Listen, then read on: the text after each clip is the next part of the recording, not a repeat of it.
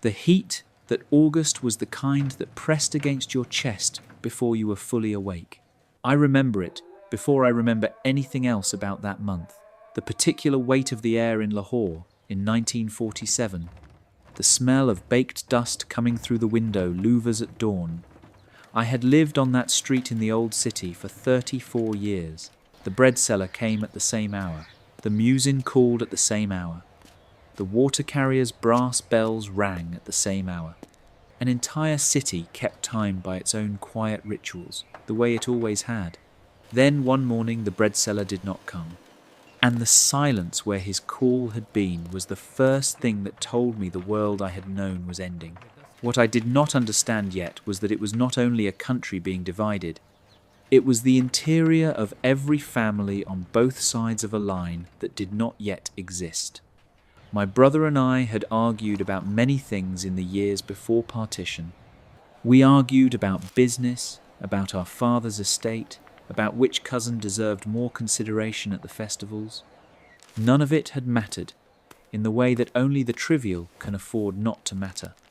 By the end of August 1947, we were on opposite sides of an international border that had not existed 3 weeks earlier. He was in a country called Pakistan. I was in a country called India. The house where we had both been born now sat in Pakistan. The shop our father had built sat in India. Neither of us had moved a single mile. Everyone who writes about partition talks about the trains and the roads and the columns of people walking. They write about violence, and the violence was real. But nobody writes about what happened inside ordinary families who were not driven out, who simply woke up one morning in different countries. I was one of those men. Lahore, in the years before 1947, was a city that knew itself. I do not say this to be sentimental. I say it because it is historically true. Lahore had been a city of consequence for centuries, a place where Mughal emperors had built their gardens and their forts, where Sikhs had made their capital, where the British had made their administrative headquarters for the Punjab. By the time I was a young man, it was a city of approximately 1 million people, a university city, a city of newspapers and lawyers and poets and merchants. It was conscious of its own weight. The old city, the walled city, where my family had its roots, was a different world from the civil lines and the modern quarters the British had built. In the old city, the lanes were narrow enough that 2 men carrying baskets had to turn sideways to pass each other. The buildings leaned overhead so that in some alleys you could almost touch the walls on both sides with your elbows. Sound carried differently there. You always knew who was arguing 3 doors down. We lived in the old city the way people live when they have no choice but to live together. The halwai who made sweets on our lane was a Hindu family, the Kapoors, 3 brothers and their sons. The ironmonger across the lane was a Sikh. We were Muslim. The cloth merchant 2 streets over was Hindu. We had done business with each other for generations. My father had lent money to Kapoor's father in a bad year, without interest, because that is what neighbours did. I want to be precise about this. We were not living in some imagined paradise of communal harmony. There were tensions. There were neighbourhoods where one community kept to itself, where outsiders were regarded with a certain reserve. There were old insults that people remembered, but there was also an entire architecture of daily life that depended on everyone continuing to function together. The bread seller's circuit required customers of every religion. The grain market required buyers and sellers who could not afford the luxury of refusing to trade across communal lines. Commerce is a great enforcer of pragmatism. My father had understood this. He was a wholesale cloth merchant piece goods, mainly the kind of fabric that went to tailors and small retailers across the city. His customers were Muslim, Hindu, and Sikh. His suppliers were the same. He had built his business on the understanding that a reputation for fair dealing was the only currency that lasted. He told me this when I was perhaps 12 years old, standing behind the counter of his shop, in the cloth market of Anakali Bazaar. I had not forgotten it. By 1947, I had been running that shop for 6 years. My father had died in 1941, and I had taken on the business. My brother Salim worked with me for the first few years, but he had married a woman from a family in Amritsar, and by 1945 he had moved there to manage her family's textile interests. We were still in the same province. We wrote letters. We visited at the festivals. I did not think of this as a distance. I did not know yet what distance meant. In the years leading up to 1947, I was a man of 40, which in that era felt older than it does now. I had a wife, Zubaida, and 3 children, 2 sons and a daughter. My mother still lived with us in the family house in the old city. The house was large by the standards of the walled city. 2 courtyards, a well, rooms for the children's families to join us eventually. My father's father had built it.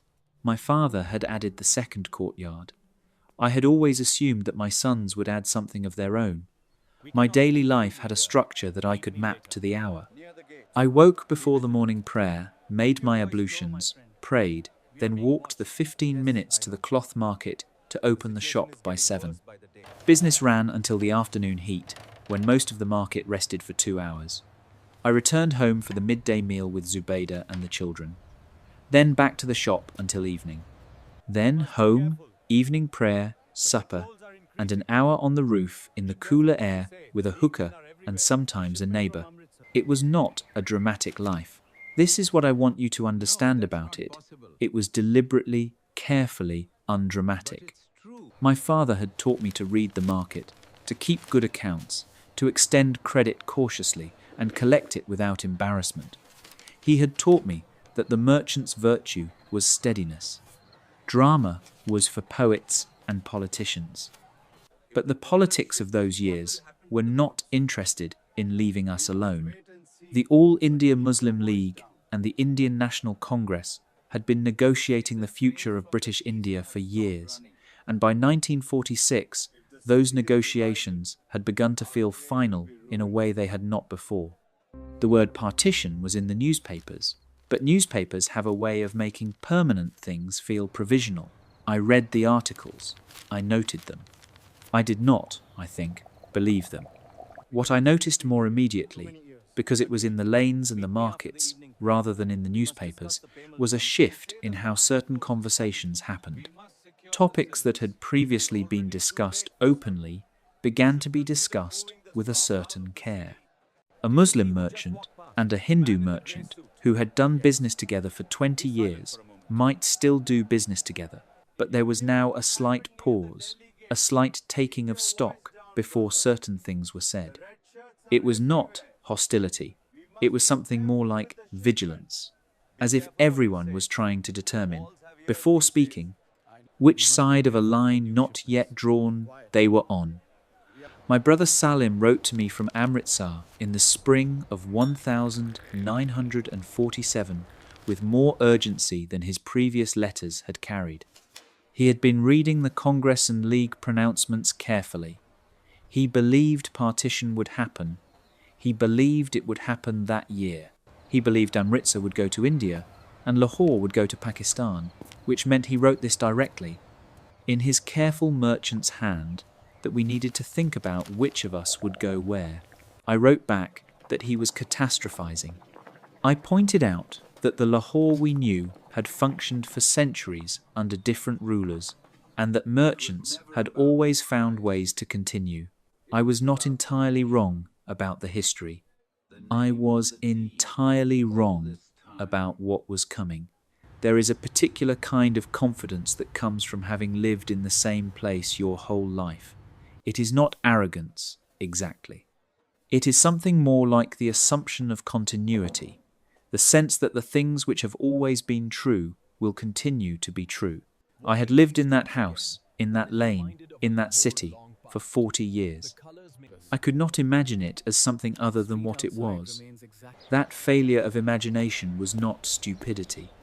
It was, I think now, the ordinary human inability to believe in the destruction of the world you know, until the destruction is already in progress. The British announced the Partition Plan in June 1947. The boundary would be drawn by a commission under a British lawyer named Cyril Radcliffe, who had never been to India before. He was given 6 weeks to divide the Punjab, a province of 30 million people, with centuries of intertwined settlement, into 2 countries. 6 weeks. I know now, and did not know then, that even members of the commission knew the timeline was catastrophic. I know now that Radcliffe himself destroyed his papers afterward. What that tells you about a man's conscience, I leave to you to consider.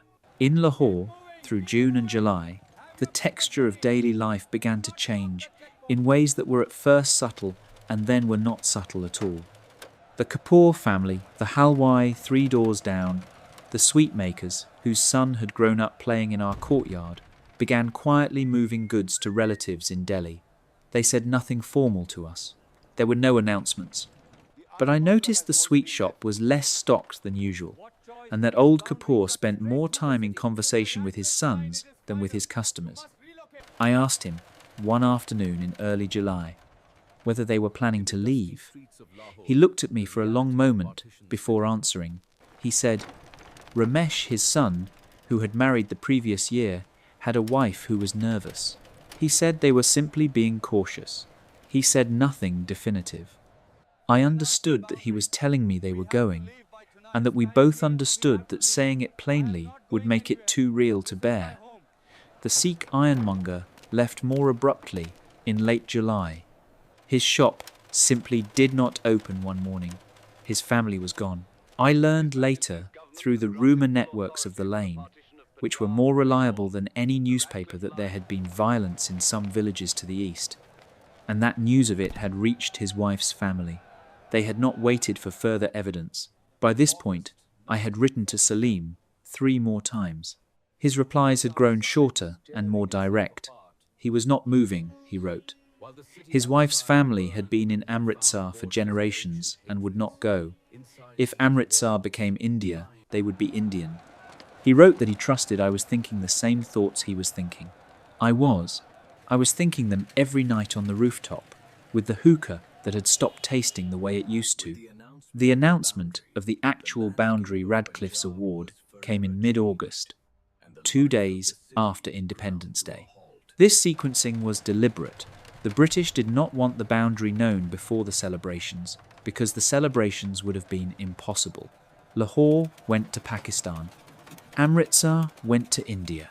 The line ran between them through the agricultural heartland of the Punjab, cutting villages in half, cutting canal systems that had irrigated the same fields for 40 years, cutting railway lines that fed the same markets. When the boundary was announced, and I understood where it fell, I sat in the shop for a long time without moving.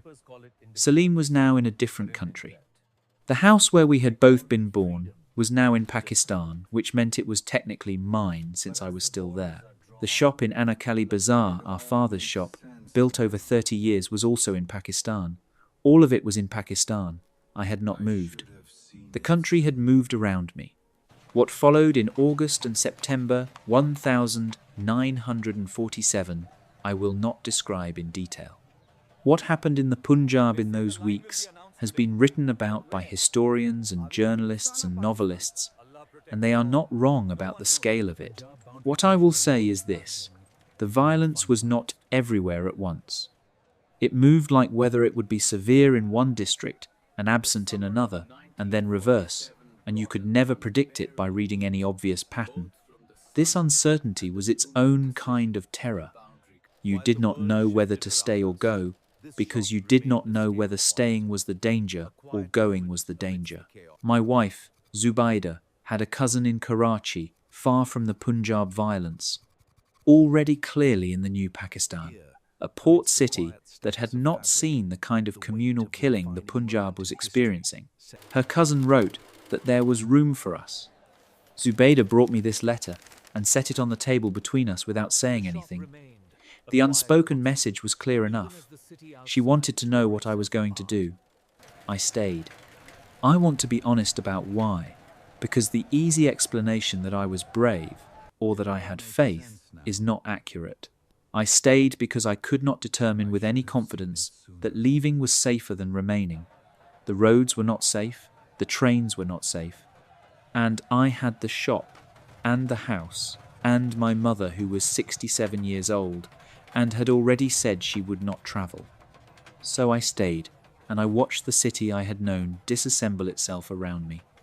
Salim wrote me a letter at the end of September that arrived in October, carried by a man who was making the journey in the opposite direction, a Muslim family coming from Amritsar to Lahore, part of the great exchange of populations that was remaking both cities simultaneously. In the letter, Salim said he was well. He said his wife's family was intact. He said Amritsar felt different now. Fewer Muslims, more Sikhs and Hindus arriving from across the border, but that the markets were open and business was resuming. He ended the letter by writing, "I do not know when we will be able to visit." I read that sentence 4 times. It was the first time the word distance had meant what it now meant. There is a thing that happens to a man when the world he has always known is replaced, not suddenly, but by increments, with something he does not entirely recognize. He does not mourn it the way he would mourn a death all at once, with the knowledge of finality. He mourns it the way you mourn something that is still technically present, but has become unrecognizable. The lane was still there, the house was still there, the bazaar was still there, but the Kapoors were gone, and the ironmonger was gone, and the street had a different acoustic quality, now different voices, different rhythms, and what I felt was not grief exactly, but a kind of continuous disorientation, as if a familiar room had been rearranged slightly, just enough that you kept reaching for things that were no longer where your hand expected them to be. What I came to understand, over the months that followed, was that partition had not divided a country between Muslims and Hindus and Sikhs. That is the simplified version, the one that fits on a historical summary. What it had actually divided was the interior fabric of communities that had spent centuries building up a specific, local knowledge of each other, who owed whom a favour, whose family had married into whose, which merchant could be trusted for credit, and which one required cash, which neighbour would watch your house when you travelled. All of this knowledge, which was not written anywhere and could not be transferred to a new population arriving from elsewhere, was simply gone. The new city that assembled itself in Lahore after partition was a city of strangers pretending, out of necessity, to be neighbours. Everyone speaks about the violence of partition, and they are right to speak about it. But the violence was 6 weeks, 8 weeks, 10 weeks of concentrated horror, and then it diminished, and people tried to rebuild. What nobody speaks about, what I almost never heard anyone articulate clearly, is how much was lost that was not attached to any act of violence. The Kapoor family had left without incident. There had been no threats, no confrontation. They had simply read the situation accurately and made their decision. And what they took with them, without knowing they were taking it, was 30 years of my family's history with their family. There was no one to claim it from. There was no compensation for it. It simply ceased to exist. Salim and I wrote letters for years. We managed one visit in 1952, when the border crossings had regularized enough that a merchant with appropriate papers could travel for business purposes. He came to Lahore. We sat in the courtyard of the house where we had both been born, in the city where we had both grown up, and we were, unmistakably, men from different countries, not enemies, not strangers, but different in a way we had not been before, shaped by 5 years of different political reality, into slightly different versions of the men we might have been if the line had never been drawn. I asked him that visit whether he regretted not moving to Lahore when he had the chance. He thought about it for a long time before answering, which was characteristic of him. He was always a man who took questions seriously. He said that he had not regretted it, because Amritsar was home, and home is home, even when home has changed. Then he said something I have thought about many times since. He said, "The thing I regret is not the distance. The thing I regret is that the distance took the place of something that had no name when we had it, and you only learn its name once it is gone." He was talking about the specific texture of a fraternal relationship that depends on proximity, on being in the same city, able to appear at each other's door without announcement, to work through a disagreement in person rather than in letters, to be present at small events that do not justify the making of a journey. We had lost that. We had lost it without any single dramatic moment to mark the loss. It had simply been administered away by the drawing of a line on a map by a man who had never set foot in our street. I am telling you this story at the age of 61, from the same house in the old city of Lahore, where I was born. My mother died in 1955, in the room where she had always slept. My sons are grown. The shop in Anakali Bazaar still operates, though my elder son runs it now. The lane outside is different from the lane I grew up on, different families, different histories, different rhythms. But it is still a lane in Lahore, still pressed between the same high walls, still carrying the sounds of a city going about its business. Salim died in 1969. We had managed to see each other 4 times after that 1952 visit. The correspondence continued until the end. His son wrote to me when he died, a formal, careful letter from a man I had never met, the nephew I had seen once as an infant in the years before everything changed. What I want to say, what I have found difficult to say in a way that does justice to it, is that Partition did not feel, from the inside, like history. It felt like a series of personal losses that happened to have a political cause. The Kapoors leaving, the ironmonger's locked shop, the letter from Salim that said, "I do not know when we will be able to visit." These were not historical events. They were the events of my actual life, the texture of my particular days, and they were made by a decision taken by people who had never walked my lane. Every year, when August comes and the heat returns, that heavy, pressing Punjab heat that settles on you before you are fully awake, I think of that morning when the bread seller did not come, and the silence where his call had been. I have lived in that silence for 14 years now. You do not stop hearing what used to fill it.